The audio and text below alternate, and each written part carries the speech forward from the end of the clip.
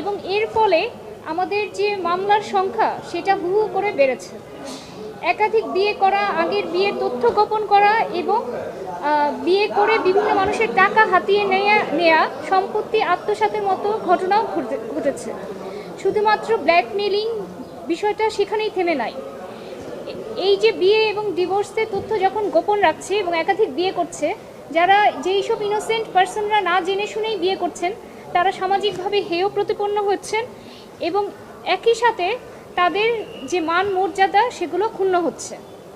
উপরন্ত অনেক সময় দেখা যাচ্ছে যে বাচ্চার বৈধতা নির্ধারণে কোর্টের আদালতের সম্মুখীন হতে হচ্ছে এবং অনেক সময় এই ক্ষেত্রে নারী শিশু নির্যাতন দমন আইনে মামলার সংখ্যা বেড়েছে, যৌতুকের মামলা বেড়েছে, বিভিন্ন ধরনের প্রতারণার মামলা বেড়েছে, এমনকি শিশুর প্যাটার্নিটি টেস্টের মতো স্পর্শকাতর বিষয় নিয়েও এখন আদালতে দৌড়াতে হচ্ছে।